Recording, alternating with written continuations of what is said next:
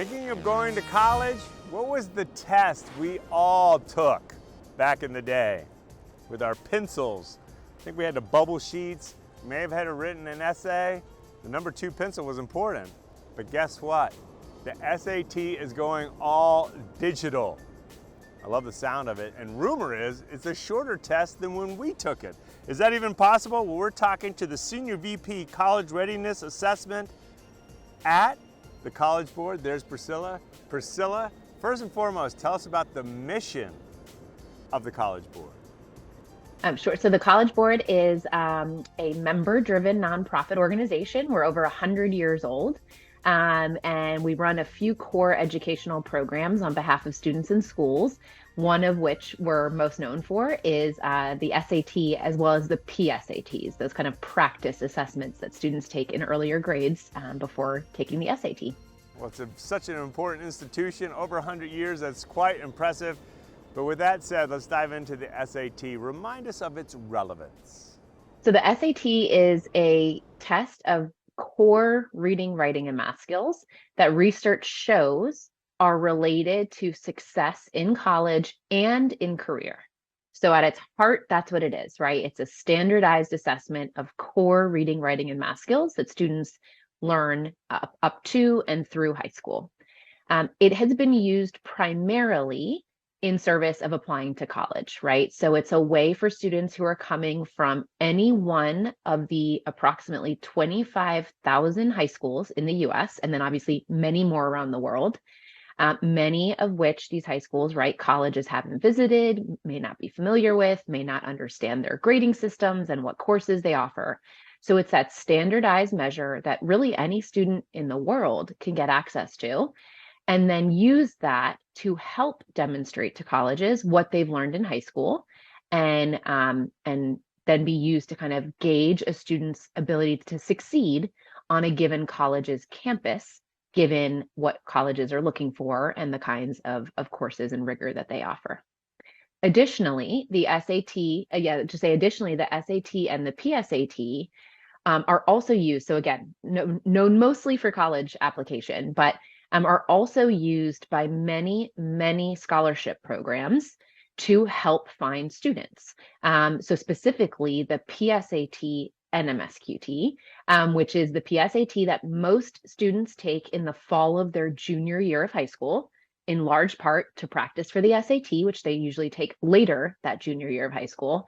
That one in particular connects students to over $300 million in scholarship opportunities, including the big National Merit Scholarship Program that so many students, families, and schools are familiar with. So it's not just for college, it is also to help students pay for college and also help give students and schools a sense for where they are, right? What have they learned and where can they keep, focusing and growing?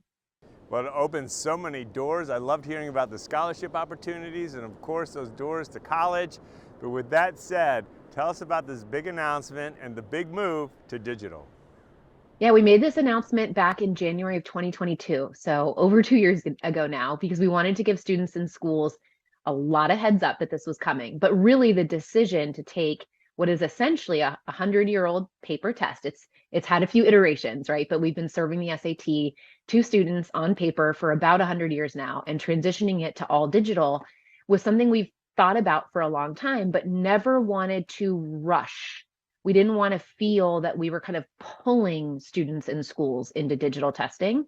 And we really feel like we hit that point about 3 years ago, in part because when COVID hit, right, and schools really around the world had to shut down, find ways to do remote teaching, that really transformed kind of access to digital devices for students. There was a lot of budget money made available to do that. And so coming out of that, right, as students were returning back into their buildings, we were hearing directly from the schools we partner with and the students that we spend so much time, seeking input from, that they felt more than ready to take the SAT and the PSATs digitally. They're telling us they do a lot of their learning in school digitally, and they do most of their other testing digitally. So in some ways, they were kind of like, hey, College Board, hurry up, catch up. It feels a lot more natural to take a test on a laptop or a tablet, not your scary bubble sheet with the number 2 pencil. So we wanted to make sure we could kind of catch up with where students and schools are and give them a way to take these important tests in a way that feels more natural for today's students.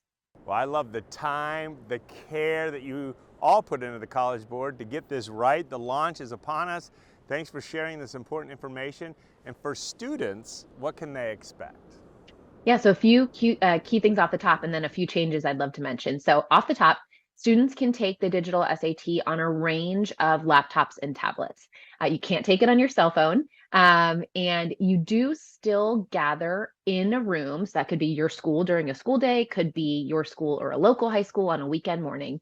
But as a student, you're still gathering in a room with other students and a proctor present. This is not an at-home SAT.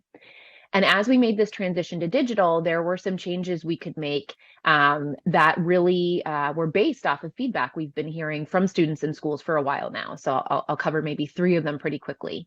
The first one, and I have to say, I think the one that students and schools are most excited about, is that the digital SAT is significantly shorter than the soon-to-be old paper SAT.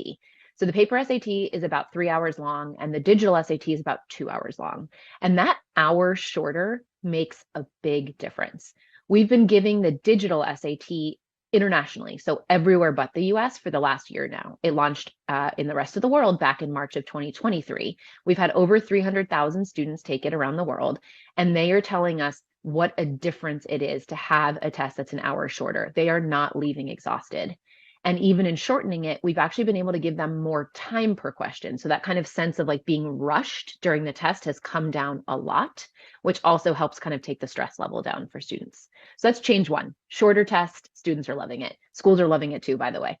The second is with the paper SAT, that reading and writing section was made up of 9 long reading passages, and each reading passage had a number of questions tied to it. And we heard from students that that was putting a lot of pressure on them, right? They had a lot to read, a lot to kind of scan and skim, and then a big set of questions that hinged on their ability to kind of understand and unpack that passage. With digital, we knew those big passages were not going to work well on a digital device, so we've broken that up, and now every question in the reading and writing section has its own short passage and its own question. Last quick thing I'll mention is in the math section, where students now have ability to use their calculator throughout the math section, and we've built in a great graphing calculator into the math section of the student testing app, which is called Blue Book, so that every student has access to a graphing calculator. My goodness, and the fact that the students appreciate the change, I love it. But a lot of students want to practice and be ready. What advice? Yep. So feeling confident on test day is one of our top goals. So the best way for students to practice is to download that Blue Book student testing app that I mentioned. Inside of that app, and they can download it at any point before test day, are 4 full-length official practice tests. They'll get a practice score for each of them, and they'll get diagnostics, right? Where did they do particularly well? What were the skills and question types where they still have room to improve? And then they can use that to connect over to our partner, another nonprofit called Khan Academy, who has videos, tutorials, and practice problems so students can really drill down in those areas where they do want to refresh and improve. Very insightful, very informative, Priscilla. Thank you so much for sharing this important information with us. And as we wrap, where do we go for more information? For students and families looking for more information, they can go to sat.collegeboard.org and then /digital.